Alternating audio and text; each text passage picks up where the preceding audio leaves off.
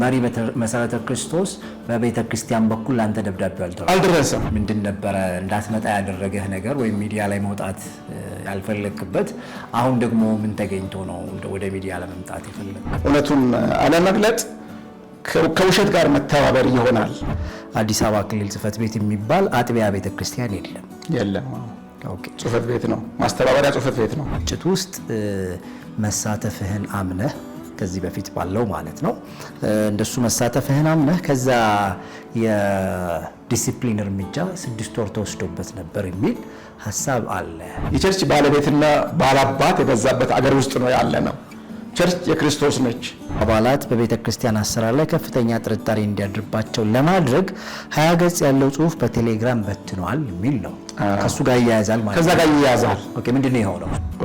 ፍጹም ውሸት ነው ብዬ የምናገረው አንዱም ማዝነው ማለት መስመር በመስመር ውሸት የሚባሉ ነገሮችና እዛ ላይ የተጻፉት ነው። ልክ ነው። እንግዲህ በንግግርህ ውስጥ እኔን ለመበቀል የሚል ቃል ሰምቻለሁና ከዛ ፊት ችግር ነበር ማለት ይሆን? ካፌ ውስጥ ከፈለጉ ሐዋርያ ይሉሃል። ሆቴል ውስጥ ሻይ እየጠጡ ከጋበዝ ከዛሬ ጀምሮ ሐዋርያ ብያለሁ ይባላል። ይሾማሉ። ችግር የለም። ሰው ስልክ ደውሎ ነው በአንተ ስም ደብዳቤ ተጽፎ በሶሻል ሚዲያ ላይ ተለቀዋል። ምንድነው የተፈጠረው? ከአመራር ጋር ተያይዞ ያሉ ችግሮች አሉ። ወደ አንድ ሰው ባያዘነብል ጥሩ ነው የሚል ጉዳይ ነው ያነሳሁት። እዛ ጋር ለምን የሆነ ብዬ አሁን ጠይቄያለሁ።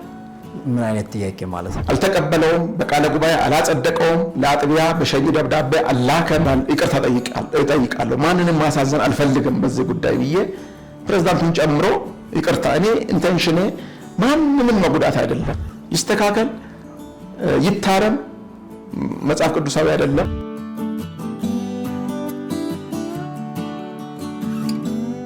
ሰላም ጤና ይስጥልን። የተወደዳችሁ የሌታ ቤተሰቦች እንዴት አላችሁ? እንዴት ይዟችኋል? ዛሬ በአንድ ጉዳይ ላይ የአንድ ሰው ሀሳብ እንዲያካፍለን ነው ከእናንተ ፊት ያለ ነው። ሀሳቡ ምን እንደሆነ ከራሱ ከባለቤቱ አንደበት ራሱን ማስተዋውቀውን ሀሳቡን እንሰማለን። አብራችሁን ቆዩ። ጤና ይስጥልኝ። እንኳን ደህና መጣ። አስተልኝ እስቲ ራስህን አስተዋውቀን መጀመሪያ። እሺ፣ እኔ አዳነ በቻሳ እባላለሁ። ወንጌላዊ ወይም ደግሞ የወንጌል አገልጋይ ነኝ። በቤተ ክርስቲያን ውስጥ ለብዙ ዓመታት ወንጌል አገልጋይ ሆኜ ኖሬያለሁ። ከዛም በተረፈ ደግሞ በሰላምና በእርቅ ላይ እሰራለሁ፣ አገለግላለሁ። በቸርችም ውስጥ ከቸርች ውጭ ደግሞ በማህበረሰቡ ውስጥ ስለ ሰላምና ስለ እርቅ በማስተማር በዚያ ኤሪያ ላይ አገለግላለሁ ማለት ነው። መልካም። እንግዲህ ዛሬ የተገናኘንበት ምክንያት እንግዲህ ከመሰረተ ክርስቶስ ቤተክርስቲያን ጋር በተያያዘ የተለያዩ ሀሳቦች ከዚህ በፊት በተለያየ መንገድ ስናነሳ ነበረ። በተለይ ከና ዶክተር ስዩም ጋር ተያይዞ የነበሩ ነገሮች ነበሩ። እንግዲህ አንተ ለመጀመሪያ ጊዜ ነው ወደ ሚዲያ የመጣኸው። ከዚህ በፊት የትኛው ሚዲያ ላይ አላገኘንህም፣ አላየህንም። ይሁን እንጂ በመሰረተ ክርስቶስ እግድ ከተደረገባቸው ወይም ስረዛ ከተደረገባቸው ሰዎች መካከል አንዱ አንተ ነህ። እንግዲህ የመጀመሪያ መንደርደሪያ ማድረግ የምፈልገው እንደው እስከ ዛሬ ሳትመጣ ዛሬ ምን አመጣ የመባባል ይኖርብናል። ምንድን ነበረ እንዳትመጣ ያደረገህ ነገር ወይም ሚዲያ ላይ መውጣት ያልፈለክበት? አሁን ደግሞ ምን ተገኝቶ ነው ወደ ሚዲያ ለመምጣት የፈለከው የሚለው ከሱ ብንጀምር ክሊር ማድረግ ስለሚኖርብን ብዬ ነው። እሺ፣ ጥሩ ጥያቄ ነው። ይህንን ሀሳብ ከመመለሰ በፊት ከእግዚአብሔር ቃል አንድ ሁለት ጥቅሶች ባነብ ደስ ይለኛል። የምንነጋገረው አማኝ ነኝ፣ አገልጋይ ነኝ። ለእግዚአብሔር ቃል እውነትን መነጋገር ስለሚያስፈልግ ለዛም ስለሆነ አሁን ለጠየቀኝ ጥያቄ መልስ ለመስጠትም ስለመመች ከእግዚአብሔር ቃል አንድ ሁለት ቦታ አነባለሁ። ዘካርያስ ምዕራፍ 8 ቁጥር 16 ላይ እንደዚህ ይላል የእግዚአብሔር ቃል፣ የምትሰሩት ነገር ይህ ነው፣ እያንዳንዳችሁ ከባልንጀራችሁ ጋር እውነትን ተነጋገሩ፣ በበር አደባባያችሁም የእውነትንና የሰላምን ፍርድ ፍረዱ ይላል ዘካርያስ 8:16። ከዛ በአዲስ ኪዳን ኤፌሶን ምዕራፍ 4:25 ላይ ስለዚህ ውሸትን አስወግዳችሁ እርስ በርሳችሁ ብልቶች ሆነናልና እያንዳንዳችሁ ከባልንጀራችሁ ጋር እውነትን ተነጋገሩ ይላልና በጠየቀኝ መሰረት ዛሬ እዚህ ሚዲያ ላይ ቀርቤ አንዳንድ ነገሮችን እውነትን ለመናገር ስለምፈልግ በጣም ብዙ ሰዎች ከነጋር ተያይዘው ከተነሳው ጉዳይ ጋር ተያይዘው በብዙዎች ጋር ጥያቄ የፈጠረ ነገር ስላለ የመሰረተ ክርስቶስ ቤተክርስቲያን ዋናው ጽሕፈት ቤት በጻፈው ደብዳቤ ማለት እኔ እጅ የደረሰ ደብዳቤ የለም፣ ለአጥቢያ መሪዎች የደረሰ ነገር የለም። እዛ ላይ ግን እኔም በተመለከተ የተጻፈ ነገር አለ። ጥር ወር ላይ ጥር 22 23 እንደዚህ ነው ሚዲያ ላይ በሶሻል ሚዲያ ላይ ለዓለም ነው የተለቀቀው። እዛ ላይ ደብዳቤው በእጅ አልደረሰም አልደረሰም፣ ለኔ በእጅ አልተሰጠም። እስከዛሬ ድረስ እኔ ጋር ደብዳቤ አልደረሰም። ለቡ አጥቢያ ነበር ካደል ካልተሳሳተ እኔ ለቡ አይደለም መሪ አጥቢያ መሪ መሰረተ ክርስቶስ ነው። ዶክተር ስዩም ነው ለቡ አጥቢያ እና እኔ በመሪ መሰረተ ክርስቶስ በቤተ ክርስቲያን በኩል አንተ ደብዳቤው አልደረሰም። የአጥቢያ መሪዎችንም ጠይቄያለሁ። ለእናንተ የመጣ ደብዳቤ አለ ወይ? በእኔ ስም ሰው ስልክ ደውሎ ነው በአንተ ስም ደብዳቤ ተጽፎ በሶሻል ሚዲያ ላይ ተለቋል። ምንድን ነው የተፈጠረው? ስለ አንተ አይመስልም ስለሌላ ሰው ይመስላል ሲባል ደንግጬ መስክ ስራ ላይ ነበርኩኝና በኋላ ላኩልኝ ብዬ ልከውልኝ ነው ያነበብኩት። እኔም በቀጥታ እኔን አድሬስ አያደርግም ደብዳቤው፣ ግን በእኔ ስም ነው የተጻፈው። ለምስራቅ አዲስ አበባ መሰረተ ክርስቶስ ቤተክርስቲያን ይላል። ምስራቅ አዲስ አበባ መሰረተ ክርስቶስ ማለት የክልል ቢሮ ነው። ከ30 ከ40 በላይ አጥቢያዎች የሚያስተዳድር የክልል ቢሮ ነው። ከዋና ቢሮ በታች ያለ መዋቅር ነውና እንግዲህ እነሱ በአሰራራችን መሰረት ወይ ዋናው ቢሮ ጻፊው ዋና ቢሮ ከሆነ ለኔ ለባለቤቱ ሊደርሰኝ ይገባል የተጻፈው ጉዳይ፣ ወይም ደግሞ ለአጥቢያ መሪዎች ለአጥቢያዬ ሊደርሰኝ ይገባል። ስለዚህ እኔ የዋናው ቢሮ ጽሕፈት ቤት ሰራተኛ አይደለሁም፣ እዛ አገልጋይ አይደለሁም። ባለኝ ጊዜ ባለኝ ሙያ ጌታን ለማገልገል ሲጠሩኝ አገለግል፣ ከዛ ያለፈ ነገር የለምና የተጻፈው ነገር ትክክል ስላይደለ እኔን የማይገልጽ ስለሆነ ያስተካክላሉ ብዬ ስላሰብኩኝ ያን ያነበቡ ሰዎች አገር ውስጥ ያሉም ከአገር ውጭም ያሉ በጣም አዝነው የኔ አጥቢያ መሪዎች ደብዳቤ ጽፈው ጠይቀዋል። ትላልቅ አባቶች ድሮ ያገለገሉን ያሳደጉን ይሄን ነገር ትክክል አይደለም አስተካከሉ ብለው ጠይቀዋል። ይህን የጻፈው አካል ለማስተካከል ፈቃደኛ ስላይደለ ጥር ወር አለፈ፣ ከዛ የካቲት አለፈ፣ መጋቢት አለፈ፣ ሚያዝያ ላይ ነው አሁን ያለ ነው እና ዝም ማለት እውነቱን አለመግለጥ ከውሸት ጋር መተባበር ይሆናል። በዚህ ጉዳይ የተጨነቀው በነም ጉዳይ በቤተ ክርስቲያንም ጉዳይ የተጨነቀው ብዙ አገልግይ ያለው ኢትዮጵያ ምድር ላይ ያላገለገልኩበት ክልል የለም፣ ከኢትዮጵያ ውጭም እንደዚሁ። ስለዚህ ብዙዎች በየጊዜው እየደወሉ ይጠይቁኛል። ምንድን ነው ወይ ቤተ ክርስቲያን ወይ አላስተካከለች ወይ አንተ መልስ አልሰጠህ ምንድን ነው ስለምሉኝ አሁንም ጥረቱን እያደረጉ ያሉ ክልልም እየጠየቁ ስለሆነ የአጥቢያ መሪዎችም እየጠየቁ ስለሆነ ለእነሱም በጊዜ መልስ ስላልተሰጠ ነገሩ በሂደትም ላይ ቢሆንም ግን ያንን አይከለክልም። ይሄ እውነቱን መናገረ እውነተኛ መልእክት ማስተላለፈ ጥሩ ስለሆነ ለዚህ ነው ዛሬ መናገር የፈለግኩት ማለት ነው። ኦኬ መልካም። እንግዲህ አንተም ስታነሳው እንደነበረ በ21/5/2018 በመሰረተ ክርስቶስ ቤተክርስቲያን ለምስራቅ አዲስ አበባ ክልል ጽሕፈት ቤት በሚል የወጣ ጉዳዩ ወንድም አዳነ ደቻሳ ተሻለን ይመለከታል የሚል ርዕሰ ጉዳዩ ላይ የተጠቀሰበት አንድ ደብዳቤ ወጥቷል። በ2 ገጽ ደብዳቤ ነው የወጣው።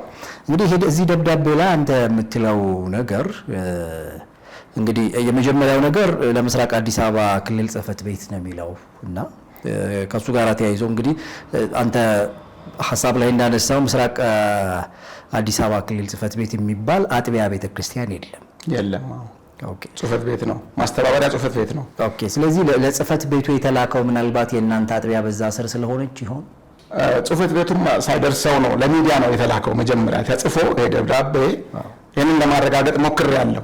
የደረሳቸውን የሚዲያ ሰዎች ለመጠየቅ ሞክሬያለሁ። ለሚዲያ ከተላከ በኋላ ነው ለክልል ጽሕፈት ቤት የተላከው ሊሆን ይችላል በክልል በኩል። ምክንያቱም በመዋቅራችን መሰረት የወንጌል ስርጭት ጣቢያ አለ፣ ገና አጥቢያ ያልሆነ። ከዛ ቀጥሎ አጥቢያ ቤተክርስቲያን አለ። ከአጥቢያ ቤተክርስቲያን ቀጥሎ ደግሞ ክልል የተወሰኑ አጥቢያዎችን የሚያስተባብር ጽሕፈት ቤት አለ። ከክልል ቀጥሎ ደግሞ ቀጠና የሚባል አለ። ከቀጠና ቀጥሎ ዋና ቢሮ አለ ማለት ነው። ስለዚህ ለአጥቢያ ቅርብ የሆነው ላለሁበት አጥቢያ ቅርብ የሆነው የምስራቅ አዲስ አበባ ክልል ነው። እንደዛም ሆኖ ክልል በኋላ ቆይቶ እንደደረሰ ሰምቻለሁ። ክልል የአስተዳደር መሪዎች ጉባኤ አለ። ጉባኤው ደብዳቤውን አይቶ አልተቀበለውም፣ በቃለ ጉባኤ አላጸደቀውም፣ ለአጥቢያ በሸኝ ደብዳቤ አላከም። ስለዚህ አጥቢያ ጋር አልደረሰም ማለት ነው። ለአገልጋዮች ወይም ደግሞ ለመንፈሳዊ ዘርፍ አስተባባሪ ቀጥታ ከዋና ቢሮው በቴሌግራም የተላከበት ሁኔታ እንዳለ ሰምቻለሁ። እና መዋቅሩንም የተከተለ እንግዲህ ሲሆን ማለት ደብዳቤስ ነው ለአጥቢያ የሚሄድ መልእክት ነው። በክልል በኩል ዋናው ቢሮ መልእክት ካለው ለክልል ይልካል። ክልል ተቀብሎት ለአጥቢያዎች የጋራ ጉዳይ ከሆነ ለአጥቢያዎች ይልካል ማለት ነው። ይህ ደብዳቤ ለእኔም አልደረሰም። ክልሉ ቢቀበለው ኖሮ ተቀብያለሁ ይህንን ደብዳቤ ብሎ አባሪ አድርጎ ለእኔ ይሰጠኝ ነበር፣ ለአጥቢያዬ ይልክ ነበር። አላደረገም፣ ይሄንን አልሆነም። እና ክልሉም ባልተቀበለበት ሁኔታ ነው ሶሻል ሚዲያ ላይ የተሰራጨው። ከዛ በኋላ ለክልሉም የደረሰው ማለት ነው። ኦኬ፣ ምናልባት እንግዲህ ዋና ጉዳዩ ከጽሁፉ ጋር በተያያዘ ያለውን እንትን በምዕራብ አዲስ አበባ መሰረተ ክርስቶስ ቤተክርስቲያን አባላት መካከል በተፈጠረ ግጭት የሚል ሀሳብ ይነሳና ከዛ በዛ ግጭት ውስጥ መሳተፍህን አምነህ ከዚህ በፊት ባለው ማለት ነው እንደሱ መሳተፍህን አምነህ ከዛ የዲሲፕሊን እርምጃ 6 ወር ተወስዶበት ነበር የሚል ሀሳብ አለ። እሱ ነገር ትክክል ነው ወይስ አይደለም? አንዱ እሱ ነው እንግዲህ አንዱ ፍጹም ውሸት ነው ብዬ የምናገረው። አንዱ ማዝነው ማለት መስመር በመስመር ውሸት የሚባሉ ነገሮች ላይ እዛ ላይ የተጻፉት እኔ ልክ ነው። ምዕራብ መሰረተ ክርስቶስ ቤተክርስቲያን የሚባል መካኒሳ አካባቢ ያለች አጥቢያ ቤተክርስቲያን ነች። እዛ ለ5 ዓመት መንፈሳዊ ዘርፍ ኃላፊ ሆኜ ወይም ደግሞ እንደ ዋና መጋቢ ሆኜ አገልግያለሁ።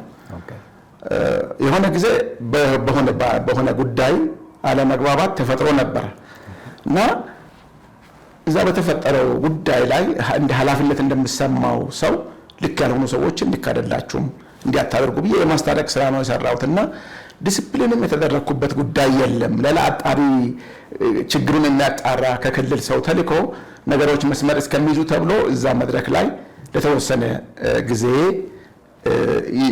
ይሄ ነገር ሶልቭ እስከሚደረግ ድረስ ማለት ነው ለተወሰነ እሁዶች ያልቆምኩበት ጊዜ አለ። ግን ሌሎቹ ጋር እየዞርኩ አንድ ሰው ዲሲፕሊን ሲሆን የትኛውም ቦታ አገልግሎት አያገለግልም።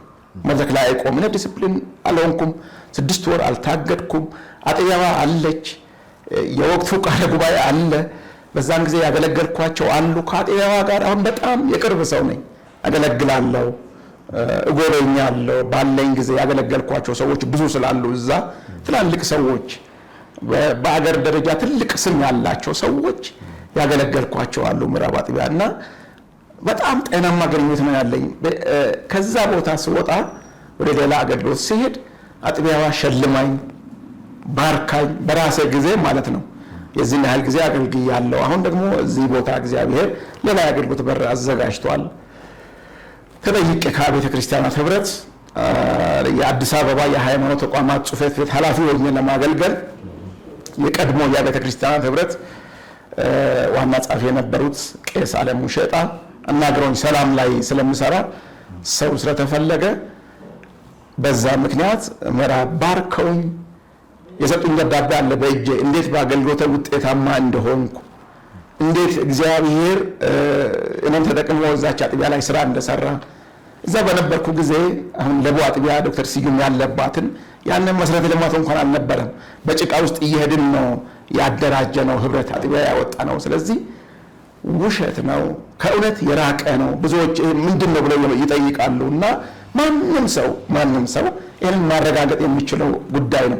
ቢሆን እንኳን አጥፍቼ ቢሆን ጥፋተኛ ቢሆን እንግዲህ 20 ዓመት ልጠጋ ነው።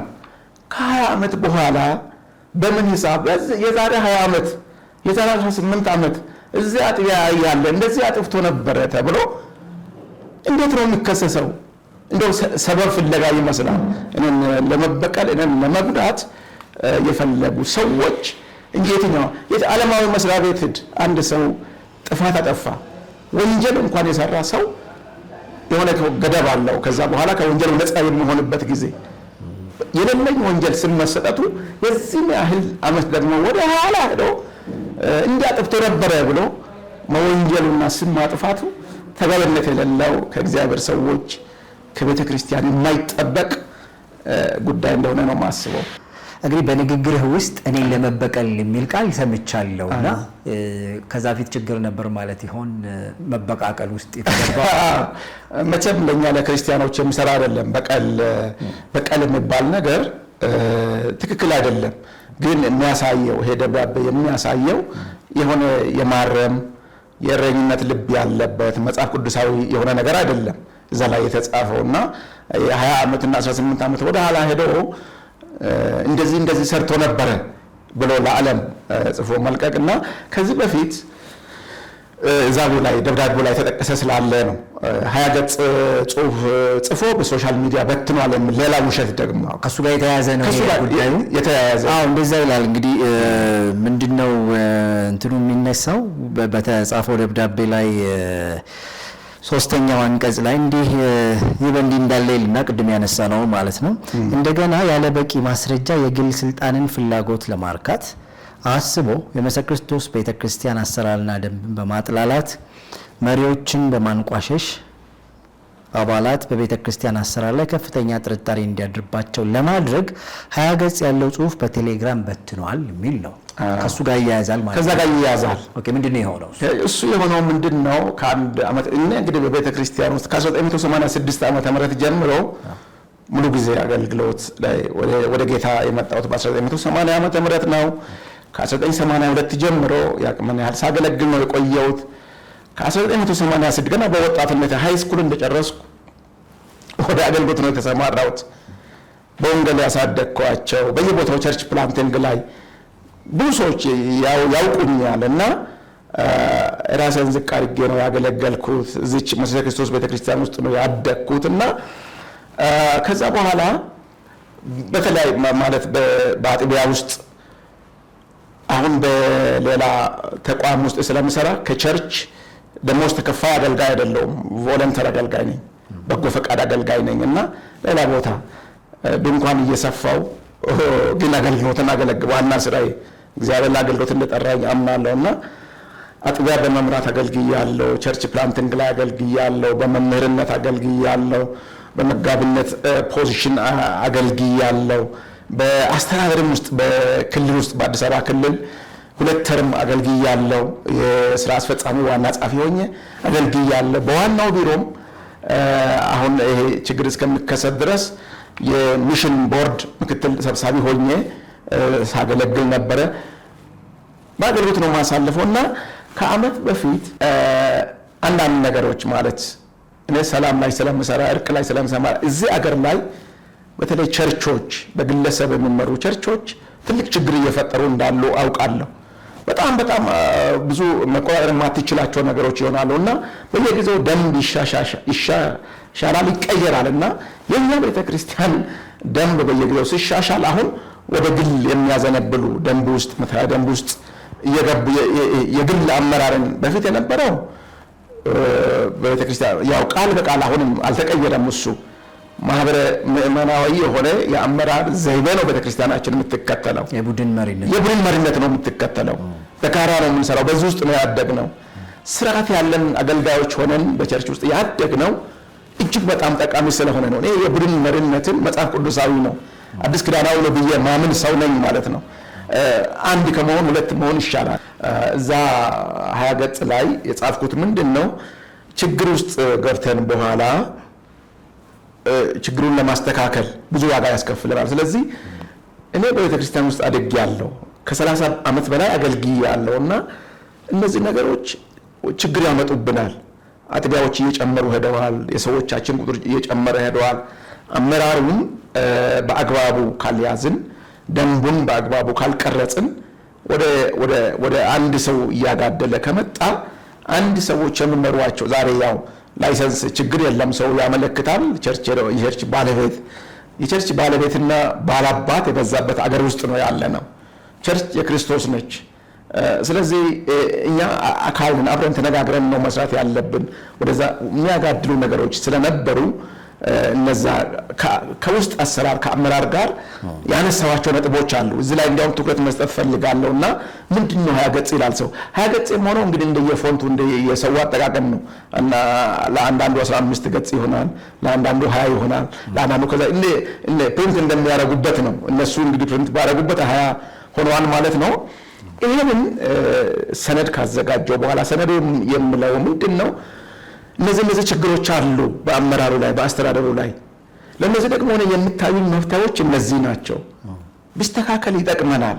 አንድነታችን ተቀጣጥሮ ጤናማ ሆኖ ይቀጥላል። እስቲ እናንተ ዋና የሆኑ መሪዎች እና የጻፍኩትን እዩ ሐሳብ ስጡ ብዬ ድራፍት በግል 178 ለመሆኑ የቤተ ክርስቲያን ቁልፍ መሪ ለሆኑ ሰዎች በግል እንትና የላኩት እንጂ በሶሻል ሚዲያ በፍጹም አልበተንኩም። እውነት ነው የምናገረው። መጽሐፍ ቅዱስ እርስ በርሳቸው እውነትን ተነጋገሩ ስለምል። መቼ ነበር የተበተነው? ይሄ ስለዚህ 2017 ላይ ታህሳስ ላይ ነበር የተበተነው። ይሄ ደብዳቤ የተጻፈው ጥር 2018 ላይ ነው 18 ላይ ነው። ስለዚህ ከዓመት በኋላ ነው ጉዳዩ። ከዓመት በኋላ ምንድነው በዛን ጊዜ ለእነዚህ ወንድሞች ይሄንን ድራፍት እስቲ እናንተ አዳብሩት። ይሄን ፈርሜ እንኳን አላስገባውም ለዋና ቢሮ ጥያቄ ያለኝ ብዬ አላስገባውም። ጥሬ ሐሳቡን እዩና አስተያየት ስጡ ብዬ ነው። ቁልፍ ለሆኑ መሪዎች በግል ወይ በዋትስአፕ ሊሆን ይችላል ወይ በኢሜል ሊሆን ይችላል ወይ በቴሌግራም በስማቸው ነው እንጂ ኦፕን በሆነ በማህበራዊ ሚዲያ አላኩ። ስለዚህ ለ7 ለ8 ሰዎች ለማይበልጡ ሰዎች መሪ ለሆኑ ሰዎች ጠቅላላ አይደለም የተበተነው። አይደለም። ሐሳቡ ምንድነው? ሐሳቡ ምንድነው? የመጀመሪያው መስተካከል አለባቸው ብዬ ያመንኳቸው የአስተዳደር ጉዳዮች አሉ ከአመራር ጋር ብዙ እንትኑ ላይ አሁን ያለው 2015 ላይ ነው መተዳደሪያ ደንቡ የተሻሻለው። ከልክ በላይ ለፕሬዝዳንቱ ስልጣን ይሰጣል። ፕሬዝዳንት በፊት ዋና ጸሐፊ ተብለው ነው የሚጠሩት። አሁን ከቅርብ ጊዜ ወደ ፕሬዝዳንትነት መጥቷል። እሱ የራሱ የሆነ ችግር አለው። እዛም ላይ አንስቻለሁና ቸርች ውስጥ ስንማር በአዲስ ኪዳን ማለት ጌታም ሲያስተምረን ከመጽሐፍ ቅዱስም ስንማር ለወለነትን አገልጋይነትን ዝቅ ማለት ነው። በተለይ ደግሞ መሰረተ ክርስቶስ ቤተክርስቲያን ብዙ እንድንታይ ዝቅ እንድንጠፋ ስራው እንዲወጣ ጌታን እንድናሳይ ነው አባቶች በህይወታቸውም በኑሯቸውም የሚያስተምሩ። ስለዚህ ከአመራር ጋር ከተያይዞ ያሉ ችግሮች አሉ። ወደ አንድ ሰው ባያዘነብል ጥሩ ነው የሚል ጉዳይ ነው ያነሳሁት እዛ ጋር። ለምሳሌ መምሪያ ኃላፊዎች አሉ በዋናው ቢሮ ውስጥ። መምሪያ ኃላፊዎችን መመርጠው የሚሾመው ፕሬዝዳንቱ ነው ይላል መተዳደሪያ ደንቡ። ፕሬዝዳንቱ ደግሞ በተርም ነው ያለው። የተርም ጊዜውን ጨርሶ እኔ እዛ ጋር ያነሳሁት ነገር ምንድነው ኮሚቴው ቢሆን በጋራ አመራሩ በቃ ሰዎችን ግልጽ በሆነ መንገድ ለይቶ ለዚህ ብቁ ናቸው የምላቸውን የቸርች ቢሆን የፕሬዝዳንቱ ባይሆን እንደ ካቢኔ የሆነ ፕሬዝዳንቱ ተርሙን ጨርሶ ሲሄድ ሌላ የሚመጣው ፕሬዝዳንት ነገ እነዚህን የመምረጥ እድሉ ካለው ማለት ነው እንደዚህ አልፈልግም ማለት ይችላል። እንደዛ ካለ ደግሞ የግጭት ዘር እየዘራን ነው ማለት ነው። ችግር እየፈጠርን ነው ማለት። ስለዚህ የፕሬዝዳንቱ አይሁን የቸርቿ ይሁን ሰዎችን ቸርቿ ትምር አብሮ ይሁን ፕሬዝዳንቱ ሐሳቡን እንደ አንድ ሰው እንደ መሪ ያቅርብ።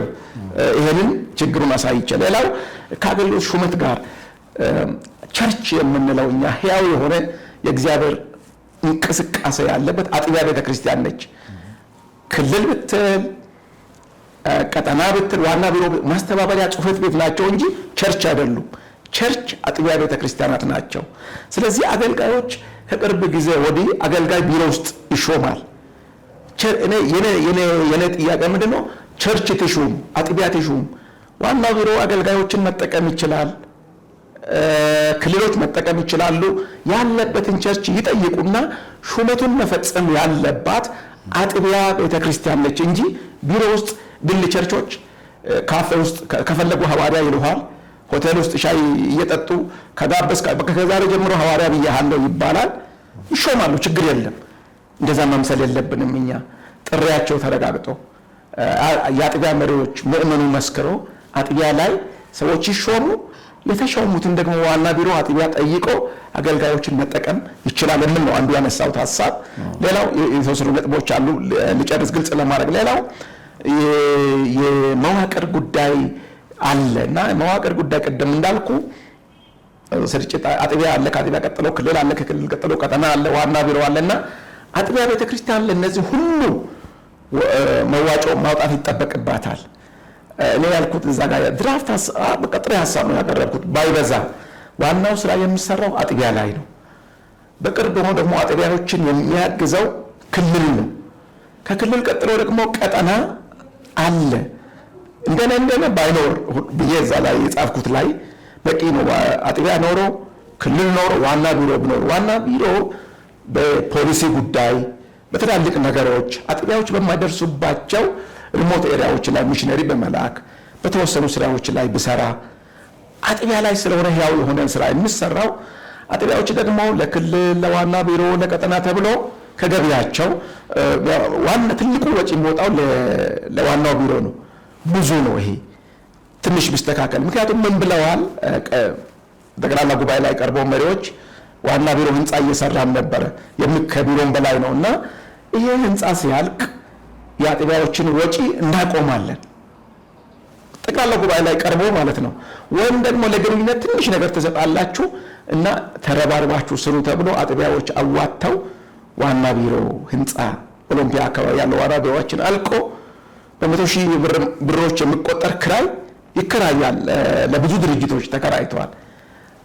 ስለዚህ እኔ መቀነስ አለበት። አጥቢያዎች ጫና አይብዛ። አገሪቱን ሙሉ ስለምዞር ከሰላም ስራ ጋር ተያይዘው አጥቢያዎች ይጎበኛሉ። ሲጎበኛቸው አንዳንዶቹ ደሞዝ መክፈል አይችሉም ለአገልጋዮቻቸው፣ ከአቅማቸው በላይ ነው። አንድ ወር የዋና ቢሮ መዋጮ ካላኩ ስልክ ደውሎ መዋጮ አላካችሁ ማተማችሁን እንቀማለን፣ አካውንት እንዘጋለን ተብሎ ማስፈራራት ይደርስባቸዋል። ይሄ ትክክል አይደለም። የአጥቢያዎችን ወጪ ቀንሱ የሚል ሀሳብ እዛ ላይ ሰንዘር ያለው። ሌላው የምታያ ደንቡን ራሳቸው በደንቡ ተጠቃሚዎች፣ ተቀጣሪዎች፣ ተሿሚዎች ራሳቸው ዴቨሎፕ አያርጉት።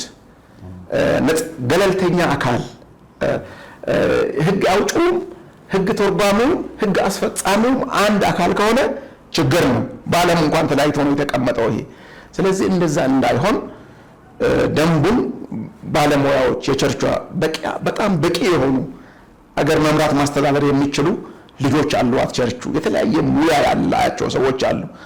ተጠቃሚ የሆኑት ሲሰሩ በልካቸው ነው የሚሰፉት።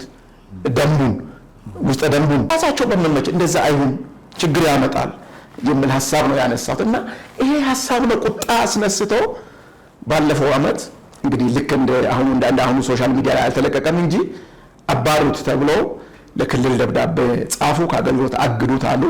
ክልሉ አልቀበልም። ምናልባት ጽሁፍ ስጽፍ ጠርቶ አናገሩኝ። ምንድን ነው የተፈጠረው አሉ። ለክልል መሪዎች ነገርኳቸው። ሐሳቤ ይሄ ነው፣ ሌላ ኢንቴንሽን የለኝም። ግጭት ቸርቿ ላይ እንዳይነሳ እነዚህ ነገሮች ከአሁኑ መስመር እንደ ባለሙያም ነው ምክር ነው የሰጠሁት። ገንዘብ አይደለም። ገንዘብ ሌላ ድርጅቶች እኮ አማክራለሁ እኔ ስለ ሰላም ስለ እርቅ ወረቀቶች ጽፍላችኋለሁ፣ አማክራለሁ። ይሄ የኔ ቸርች ስለሆነ እንዲሆን ብዬ እንደ ባለሙያም እንደ አገልጋይም እንደ ባለቤትም ነው ይሄንን ድራፍት ሰነድ ያዘጋጀሁት። ስለዚህ እነዚህ ሰዎች ምን አደረጉ? ለሶስት ወር የትኛው መድረክ ላይ ቆመው እንዳያገለግል እንዳይሰብክ ብለው ወሰኑ። ሊያባሩ ፈልገው ነበረ፣ ግን ክልል መሪዎች በፍጹም አናረግም አሉ። አናረግም ሲሉ በራሳቸው ስልጣን ያንን አደረጉ። ቢሆንም እኔ ብዙ 3 ወር ምንም በቃ ካላችሁ እሺ አሳዝኛ ይቅርታም ጠይቄያለሁ። ምናልባት አማርኛ ሁለተኛ ቋንቋዬ ነው። ይሄን ወረቀት ስጽፍ እንግዲህ አንዳንድ ጠንከር ያሉት ቃላቶች ተጠቅመሃል ተብዬ ክልል መሪዎች በፍቅር ነግረውኝ ይቅርታ ጠይቃለሁ። ማንንም ማሳዘን አልፈልግም በዚህ ጉዳይ ብዬ ፕሬዝዳንቱን ጨምሮ ይቅርታ፣ እኔ ኢንቴንሽኔ ማንንም መጉዳት አይደለም፣ የቸርቿን ጤና ለመጠበቅ የራስን አስተዋጽኦ ማበርከት ነው ብዬ ይቅርታ ጠየቅኩትን ልክ ይቅርታ ጠይቆ ሚዲያ ላይ ወጥቶ ሲናገር ሰምቻለሁ። አጥፍቶ ይቅርታም ጠይቋል። አሁን ስላበዛው ነው እንትን ያደረግነው የሚል ነው እና በቀል ያልኩት ከዚህ ጋር ተያይዞ ይሄንን ሐሳብ ለምን አነሳ የሚል ነው። እንግዲህ ፊት ለፊት ነው እንግዲህ በባህሪ የሆነው መሰለኝ ፕሬዝዳንቱንም ሰብሳቢውንም ፊት ለፊት ልክ አይደላችሁም፣ ልክ ያልሆኑትን ነገር ልክ አይደላችሁም፣ እንደዚህ አታድርጉ ብዬ ተናግሬያለሁ። ይሄንን በመናገር ሐሳብ ማንሳት ማለት ሐሳብ ማንሳት ነፃነት አለ እኮ ህገ መንግስታዊ ነፃነትም ነው። ካልሆነ እኮ መተው ይችላሉ። ሐሳቤን አንቀበል እኔ እኮ አልተሟገጥኩም እኔ ያልኩትን አርጉ አላልኩም። ለምን ሐሳብ አነሳ ተብሎ 3 ወር ተቀጥቻለሁ በ2017 አለቀ። ያ ምዕራፍ አልቆ አገልግሎት ከጀመርኩ ቆይቻለሁ። አሁን ይሄ የመጣው ለምንድን ነው ከተባለ ከዚህ ከግብረ ሰዶማዊነት ጋር ተያይዞ የቤተ ክርስቲያናችን ስም ስነሳ ለምን የሆነ ብዬ አሁን ጠይቄያለሁ። ምን አይነት ጥያቄ ማለት ነው? ለምን MWC የሚባል ወርልድ ሜኖናይት ኮንፈረንስ የሚባል ትልቅ ተቋም አለ። ድሮ መሽነሪዎቻችን የመጡት ከዛ ነው ትላልቆቹ እና ከነሱ ጋር ስላለው ግንኙነት በሚዲያ ላይ ተጽፎ አገኘው ማለት ነው። ሶሻል ሚዲያ ላይ ወጥቶ እኔ በእውኔ አይደለም በህልሜ የኔ ቤተ ክርስቲያን መሰረተ ክርስቶስ ግብረ ሰዶማዊነትን በግልጽ ከተቀበሉ አካላት ጋር አጋሪነት ይኖራታል ብዬ አስቤ አላውቅም። ከሰማው 1 ዓመቴ ነው ገና። ሰዎቹ ጤነኞች ነበሩ። በጣም ወዳቸዋለሁ። የሜኖናይት ሰዎች የሚጽፏቸው መጽሐፎች ነን ቫዮለንት ናቸው፣ የሰላም ሰዎች ናቸው፣ የእርቅ ሰዎች ናቸው፣ ትሁቶች ናቸው፣ ስም የማይፈልጉ ክብር የማይፈልጉ ናቸው። እንዲያውም ስለ ሰላም ያጠናሁት ከቴዎሎጂ በተጨማሪ አዲስ አበባ ዩኒቨርሲቲ ገብቼ የሰላም ጥናት ያጠናሁት እነሱ ካሳደሩብኝ ተጽዕኖ የተነሳ ነው። መጽሐፍ ቅዱስ ስለ ሰላም የምናገረውን አጥንቻለሁ በተወሰነ ደረጃ። ዓለሙ ደግሞ ይሄ ሰክራሩ ዓለም ስለ ሰላም ምን ይላል እሱም ባውቅ ኮሚኒቲን ለማገልገል ይጠቅመኛል በሚል ነው 2ኛ ዲግሪዬን ከአዲስ አበባ ዩኒቨርሲቲ በፒስ ኤንድ ሴኩሪቲ የሰራሁት ማለት ነው። ሰላም እንድፈልግ የሰላም ሰው እንዲሆን ከሰላም ጋር በጣም የተቆራኘ ህይወት እንዲኖረኝ ተጽዕኖ ያሳደሩት እነዚህ የሜኖናይት ሰዎች የጻፏቸው መጽሐፎች ትምህርቶች ናቸው። በሰመሪ ውስጥ የመጀመሪያ ዲግሪ ስለተማርኩ አውቃለሁና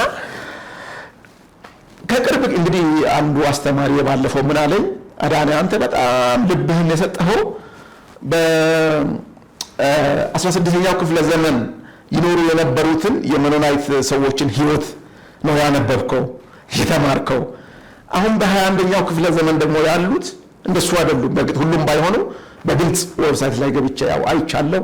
በግልጽ ግብረ ሰዶማዊነትን የተቀበሉ እሱን ካልተቀበልክ እዛ አገልጋይ መሆን ማትችልበት ማሰልጠኛ ትምህርት ቤታቸውን ጨምሮ ማለት ነው ለመማር ራሱ እሱን መቀበል እንዳለብህ የሚገልጹ ነገሮች ሁሉ ይህን ቅርብ ጊዜ ነው የሰማሁት። ስለዚህ ሾክ ዶኛለሁ፣ ደንግጫለሁና አንድ ሰው እንደውም ይሄንን ጉዳይ የጻፈው ቀስ ተረፈ የሚባል ሰው በሶሻል ሚዲያ ላይ ቤተ ክርስቶስ ምን እየሆነች ነው ብሎ አንዳንድ መረጃ አውጥቶ ጽፎ አይቼ የቸርቿን ስም ለማጥፋት ነው የወንድሞቿን ስም ለማጥፋት ነው ብዬ የሰሚናሪውን ፕሬዝዳንት ስሙን ጠርቼ የፕሬዝዳንት እነዚህ የገጠር ልጆች ጌታን የሚወዱ ኢትዮጵያዊነት በራሱ በቂ ነው ግብረ ሰዶማዊነትን ለመቃወም እንዴት ገንዘብ ተቀብለህ ነው የአገልጋዮችንና የቸርች ስም የምታጠፋው ብዬ በውስጥ ኢንቦክስ አደረኩለት።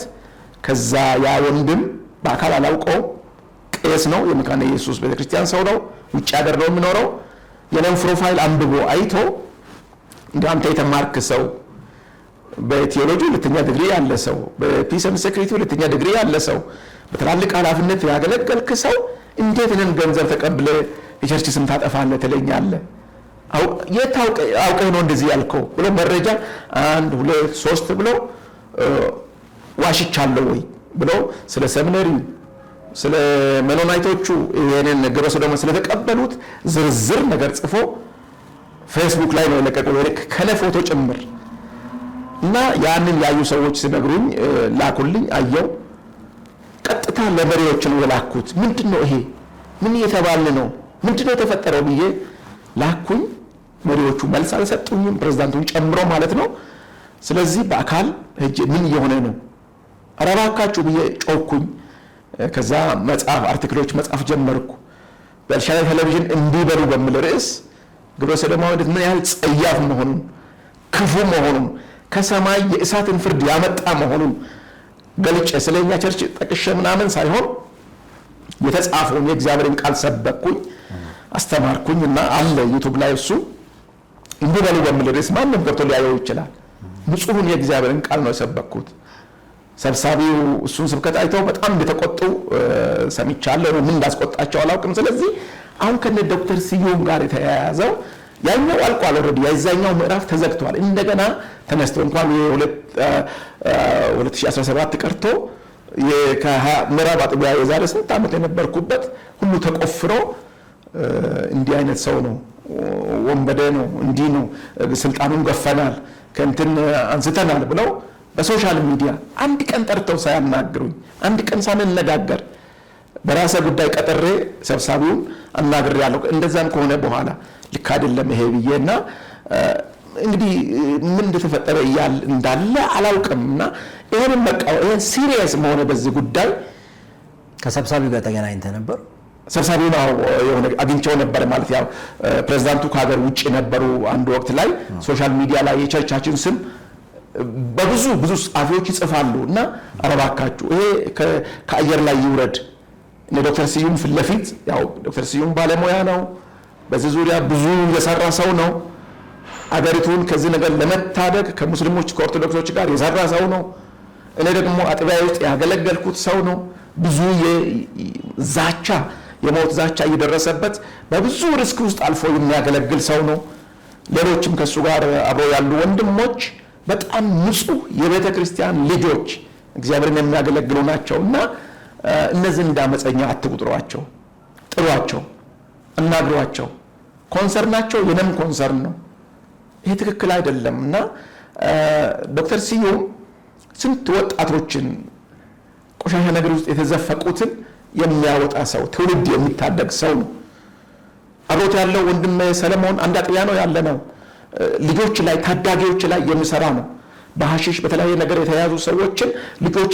አብሮ የሚያሳልፍ አብሮ ከልጆች ጋር የሚያለቅስ ብዙ ወላጆች የልጆቻችን አባት ብለው የሚጠሩት ንጹህ የወንጌል ህይወት የሚኖር አጥቢያዎቻቸው ይመሰክራሉና ወንድም ያሰፋ ብትል የቀድሞዋ በሚከስ ታሪክ የመጀመሪያዋ ቤተክርስቲያን የሆነችው ቀበና አጥቢያ አባል የነበረ መሪ የነበረ በብዙ መሪነት ውስጥ ያገለገለ ትልቅ ሰው የተማረ ሰው የጸሎት ሰው እግዚአብሔርን የሚፈራ ሰው ውድ የቸርቿ ውድ የሚባሉ ልጆችን አመፀኛ ብሎ ይሄ አመራር ሲፈርጅ ይሄ ትክክል አይደለም ብዬ እንዲያታድርጉ ብዬ ተናግሬ ያለውና እንግዲህ ወደ እኔ የዞረው ዱላው በቀሉ ከአመፀኞች ጋር አበረ ተብሎ እዚህ ደብዳቤ ላይ የተጻፈው ከዚህ የተነሳ ነው ሌላ ምንም ነገር የለምና በቀል ያልኩት በቀል ነው ብዬ ያልኩት ከዛ የተነሳ ነው ማለት ነው ምናልባት እንግዲህ እስቲ እንግዲህ ከዛ በኋላ ለመነጋገር አልሞከራችሁም ይሆን ሰዎች በሽምግልና ጉዳዩን ይዘውት እንደነበር አውቃለሁ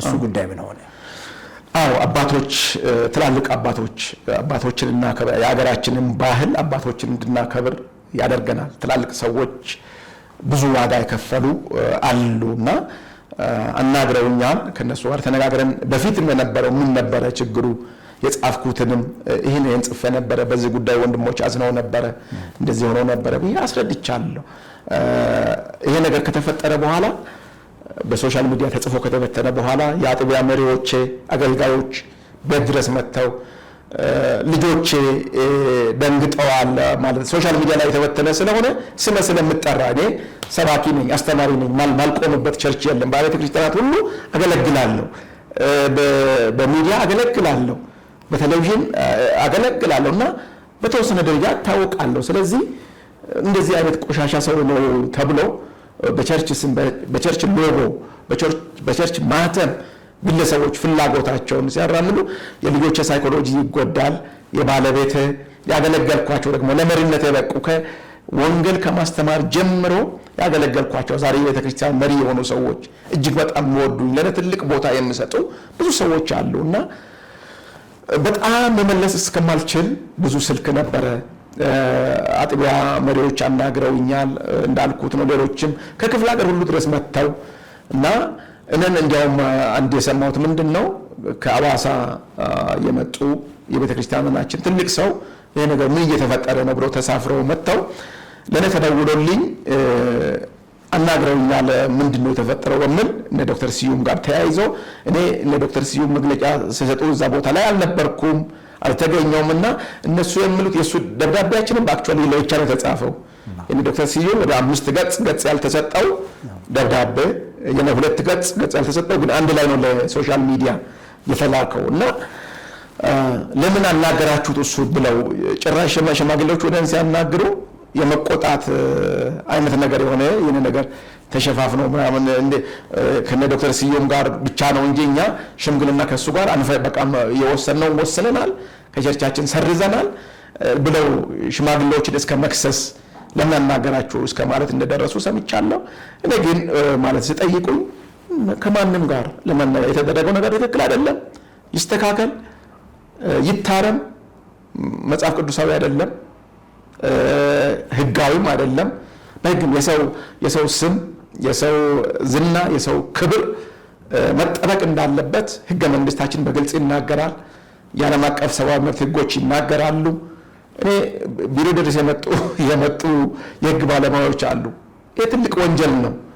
ፈቃድ ብቻ ስጠን፣ ከፈቀድ እኛ ለአቃቢ ህግ ክሱ እንዲቀርብ እናደርጋለን እና ይህንን ያደረገው አካል ተጠያቂ ነው፣ የሞራል ካሳ ያስከፍላል ብለውኛል። ቢሮ ድረስ መጥተው በስራ ማውቃቸው ነው።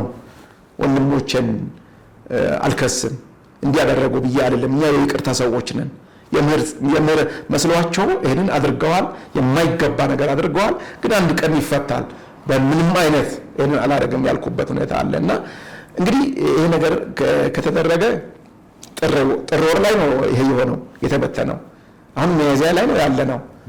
ይህንን ለማስተካከል ብዙ ጊዜ መውሰድም አልነበረበትም። ባለፈው ጊዜ ቅርብ ጊዜ የአስተዳደር መሪዎች ጉባኤ አባላት ከየቦታው ከክፍለ ሀገር መጥተዋል። ተስፋ አድርጌ ነበረ ጠርቶ ያናግሩናል፣ ይህንን ሶልቭ ያደርጋሉ፣ ቦታ ይሰጣሉ ብዬ አስቤ ነበረ። ግን የቤተ ክርስቲያኒቷ የፌስቡክ ገጽ ላይ የተጻፈው ዜና ምን ይላል? የማዕመጉ አባላት ተሰብስበው ስለ 75ኛው ዓመት ምንድነው ምስረታ በዓልና ስለ ስትራቴጂክ እቅድ ተነጋግረው ስብሰባው በሰላም ተጠናቀቀ ይላል።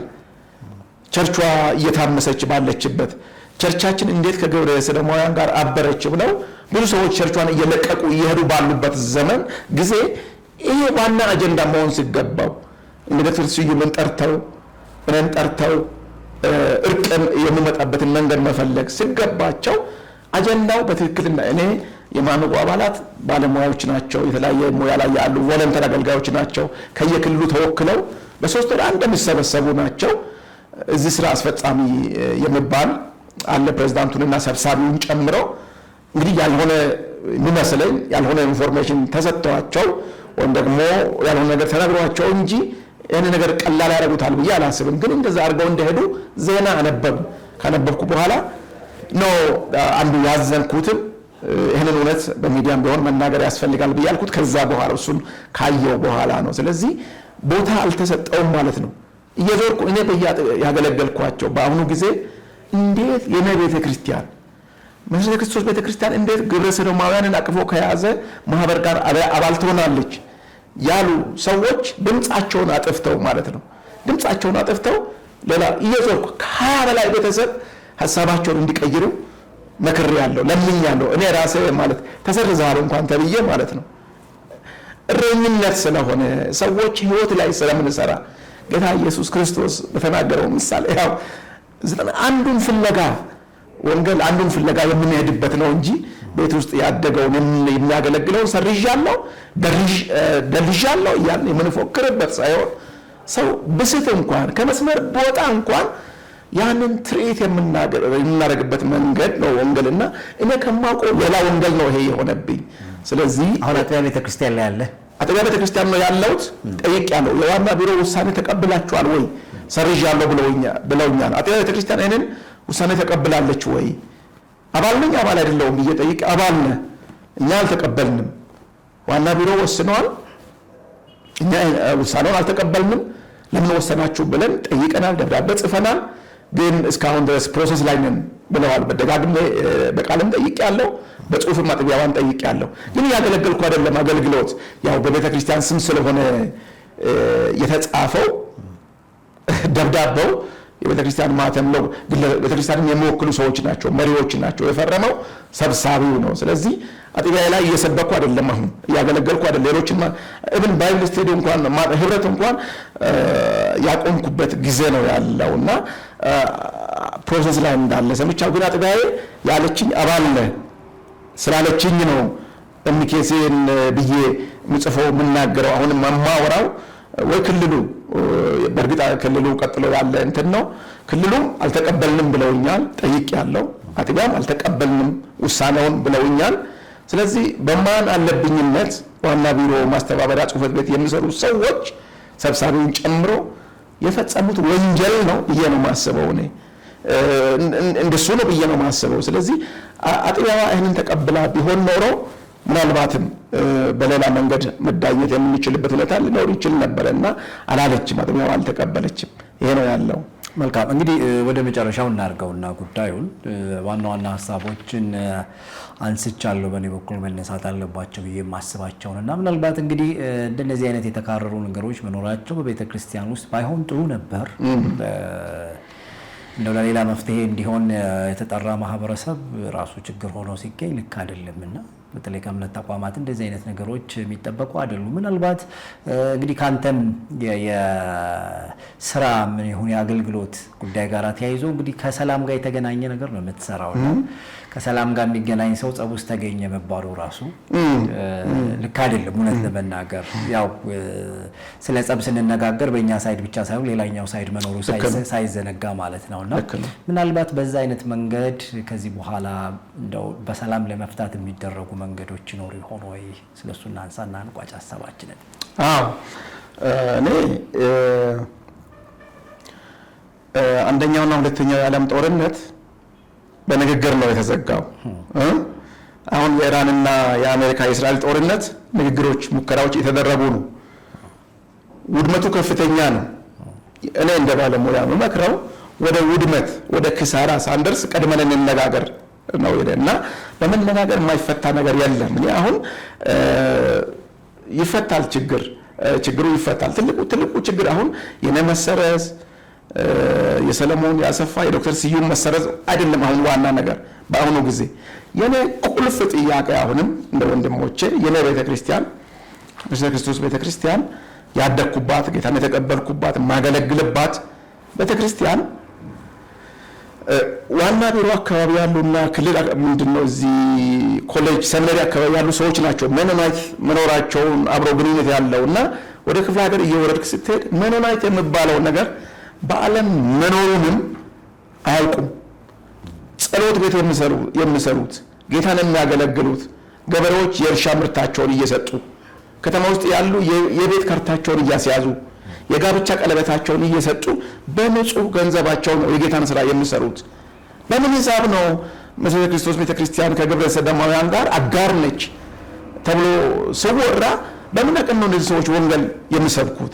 ስለዚህ አንዱ ይሄ ችግር መፈታው የቤተክርስቲያናችን አመራሮች አስተውለው አስበው ከዚህ አጋርነት በግልጽ ቤተክርስቲያናችን መውጣት አለባት ብዬ ነው የማምነው። ችግሩ ይሄንን ማለት እኛ ፐርሰናል ግጭት ማለት ከወንድሞቼ ጋር ምንም የሚያገናኝ የተለየ ነገር የለም። የስልጣን ፍላጎትም ቢሆን ማለት ነው። አይ እንደዛ ይላል ደብዳቤው ላይ ብዬ የስልጣን ፍላጎት እሱ በጣም የሚገርመው የረሳሁት አንዱ እሱ ነው።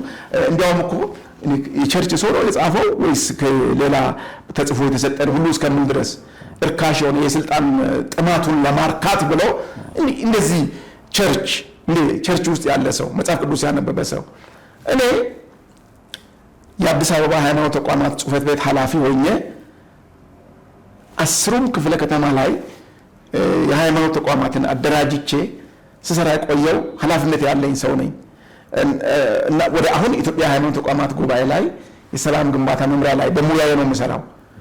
ያንን ኃላፊነት በገዛ ፈቃዴ ነው ለቅቄ የወጣው። ስልጣን ፈላጊ ቢሆን እንደሱ አላደርግም። ወንጌልን የሚነካ ነገር ያደግኩበትን እውነት የሚነካ ነገር ካለ እሱ መቀበል የሚያስፈልገው የሚከፈለውን ዋጋ እከፍላለሁ እንጂ የመኪና ቁልፍና ቢሮ ቁልፍ ወስጄ አስረክቤ እግዚአብሔር ከእናንተ ጋር ይሁን እስካሁን ሰርቻለሁ ብዬ እዚህ መናገር ማልፈልገው ነገር ግን የነን እምነት የሚነካ የነን የጽድቅ አቋም የወንጌል አቋም የሚነካ ጉዳይ ስላለ ነው ብዬ ትቼ ለወንጌል ብዬ ስለና የግል መኪና አልነበረኝም። የምነዳውን መኪና ወስጄ አስረክቤ አውቶቡስ ተሳፍሬ ነው ወደ ቤቴ የሄድኩት ደስ እያለኝ። እንደዚህ ሆኖ የኖረ ሰው እንዴት ነው ቸርች ውስጥ ስልጣን ጥመኛ የስልጣን ጥሙን ለማርካት እኔ እንደ ቸርች እኮ ላለፉት ከ10 ላላነሰ ዓመት እየሰራው እየሰጠው ያቅመን ያህል ኮንትሪቢዩት ያደረኩ ነው ማገልገል። እንዴት ነው ማገልገል? ጋር የቤተክርስቲያን የመሰረ ክርስቶስ ቤተክርስቲያን መሪዎች፣ አገልጋዮች፣ አባቶች እኛን ያሳደጉን ማገልገልን፣ ዝቅ ማለትን፣ ስልጣንን አይደለም ሎሌ አገልጋይነትን። እንደውም በእኛ ጊዜ ነው አገልጋይ ቸርች ውስጥ አገልጋይ ማለት የበር ላይ ጆንያ ነው። ማንም እግሩን እንትን ብሎ አራግፎ ዝም ስለመብቱ አይናገርም፣ አይጮህም፣ እንዲህ አይልም ተብለን ነው ያደግነው። አሁን እንደው አነበብን ብለን ይሄ ልክ አይደለም ይሄ መብት ነው እንላለን እንጂ በዛ ውስጥ ነውና ስልጣን በሚፈልግ አይነት ሰው ቢሆን በብዙ አቅጣጫ ስልጣን ወደ እኔ ይመጣ ነው ብዬ ጌታ ብቻ ወንጌልን የሚነካ ጽድቅን የሚነካ ጉዳይ ትቼ ነው የሚሄደው። መቼም ነገም ቢሆን እግዚአብሔር እንደሚያኖረኝ አውቃለሁ፣ ልጆችን እንደሚያኖር አውቃለሁ፣ ቤተሰብን እንደሚያኖር አውቃለሁ። እና እንደዚህ ሆኖ እንግዲህ አሁን አንዱ ትክክል አይደለም እንደሱ አይነት አባ ቢሆንም እንግዲህ ምን ትላለህ? ያው ሊያጠፋ ይችላል ወንድም፣ የማይገባ ነገር በአንተ ላይ ሊያደርግ ይችላል።